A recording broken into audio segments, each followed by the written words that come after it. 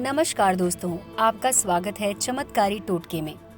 श्री कृष्ण या नारायणी सेना, अर्जुन ने कैसे जीता कृष्ण को, दुर्योधन ने किससे चुना। जी हाँ, आज हम आपको बताएंगे अपनी इस वीडियो में। तो ध्यान से देखिए हमारे इस वीडियो को और सब्सक्राइब कर लीजिए चमत्कारी टोटके को। बेल आइकन को दबाना मत भूलिएगा। महाभारत में ये कथा उस समय आरंभ होती है जब विराट के युद्ध में सुशर्मा तथा कौरवों को रणभूमि से भगा देने के बाद पांडवों ने स्वयं को सार्वजनिक रूप से प्रकट किया। उनका परिचय पाकर राजा विराट को अत्यंत प्रसन्नता और उन्होंने अपनी पुत्री उत्तरा का विवाह अर्जुन के पुत्र अभिमन्यु के साथ बड़े ही धूमधाम के साथ कर दिया। इस विवाह में श्री कृष्ण और बलराम के साथ अनेक बड़े बड़े राजा महाराजा सम्मिलित हुए। इसके बाद सभी पांडवों ने युद्ध के लिए मंत्रणा की। सभी ने युद्ध करने की स्वीकृति दी, लेकिन श्री कृष्ण ने शांति के लिए एक और प्रयास करने का सुझाव दिया। पांडवों ने अपना राज्य वापस लौटाने के उद्देश्य से श्री कृष्ण को अपना दूत बनाकर हस्तिनापुर भेजा। धृतराष्ट्र के राजसभा में यथोचित सत्कार और आसन पाने के बाद श्री कृष्ण ने कहा, हे राजन, पांडवों ने यहाँ उपस्थित सभी गुरुजनों को प्रणाम भेजते हुए कहा है कि हमने पूर्व में दिए हुए अपने वचन के अनुसार 12 वर्ष का वनवास और 1 वर्ष का अज्ञातवास पूरा कर लिया है। अब आप हमें दिए हुए वचन के अनुसार हमारा आधा राज्य लौटा दीजिए।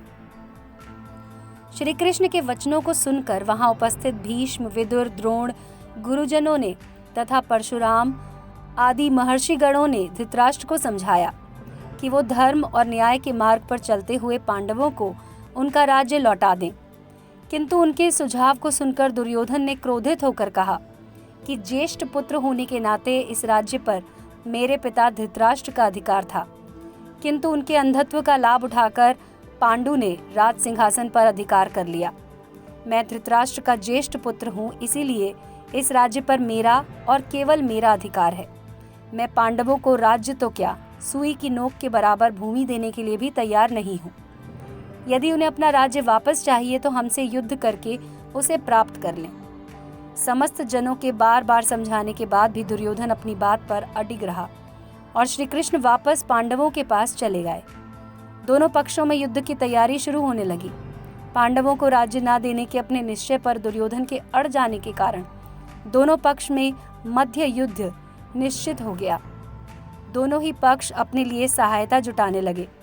एक दिन दुर्योधन श्री कृष्ण से युद्ध के लिए सहायता प्राप्त करने के लिए उनके घर पहुंचे, यानी कि द्वारकापुरी। उस समय श्री कृष्ण निद्रा में मग्न थे, इसीलिए दुर्योधन उनके सिरहाने जा बैठा। कुछ ही देर बाद अर्जुन भी इसी कार्य से उनके पास पहुंचे और उन्हें सोया देखकर उनके पैरों के पास बैठ गए। श्री कृष्ण की निद्रा टूटी तो पहले उनकी दृष्टि अर्जुन पर पड़ी। अर्जुन से कुशल क्षेम पूछने के बाद भगवान ने उनसे आगमन का कारण पूछा। अर्जुन ने कहा कि मैं भावी युद्ध के लिए आपकी सहायता चाहता हूँ। अर्जुन के इतना कहते ही सिरहाने बैठा हुआ दुर्योधन बोला कि मैं भी आपकी सहायता के लिए ही आया हूँ। चूंकि मैं अर्जुन से पहले आया हूँ, इसीलिए सहायता मांगने का पहला अधिकार मेरा है। दुर्योधन के वचन सुनकर भगवान कृष्ण ने घूमकर दुर्योधन को देखा तो उन्होंने कहा कि पहले मेरी दृष्टि अर्जुन पर पड़ी है और तुम कहते हो कि तुम पहले आए हो। मुझे तुम दोनों की ही सहायता करनी पड़ेगी। मैं तुम दोनों में से एक को अपनी पूरी सेना दूंगा और दूसरे के साथ मैं स्वयं रहूंगा, किंतु मैं ना तो युद्ध करूंगा ना ही शस्त्र धारण करूंगा।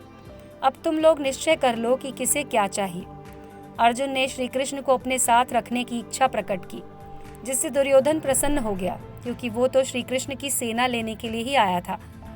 इस प्रकार श्री कृष्ण ने भावी युद्ध के लिए दुर्योधन को अपनी सेना दे दी और स्वयं पांडवों के साथ हो गए।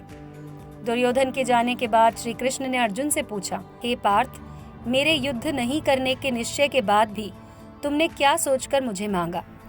तब अर्जुन ने उत्तर दिया, भगवन, मेरा विश्वास है कि जहाँ आप हैं वहीं विजय है और मेरी इच्छा है कि आप मेरे सारथी बने। अर्जुन की बात सुनकर श्री कृष्ण ने उनका सारथी बनना स्वीकार कर लिया। बलराम ने इस युद्ध में भाग लेने से मना कर दिया, जबकि भीम और दुर्योधन दोनों ही उनके शिष्य थे। अर्जुन का चुनाव फल लाया और पांडवों की विजय हुई। भले ही कौरवों के पास अधिक शक्ति और सैन्य बल था, पर श्री कृष्ण के होते हुए विजय श्री कहीं और नहीं जा पाई। क्या अर्जुन का चुनाव सही था? आपकी राय क्या है दोस्तों इस बारे में? क्या आप मानते हैं कि श्री कृष्ण ने सत्य का साथ दिया? हमें अपने विचार बताएं। वीडियो के कमेंट सेक्शन में लिखकर आप अपने विचार हम तक भेज सकते हैं। और दोस्तों, अगर आपको हमारा ये वीडियो पसंद आया हो तो कमेंट सेक्शन में जय श्री कृष्ण जरूर लिखें। धन्यवाद दोस्तों, जुड़े रहें चमत्कारी टोटके के साथ।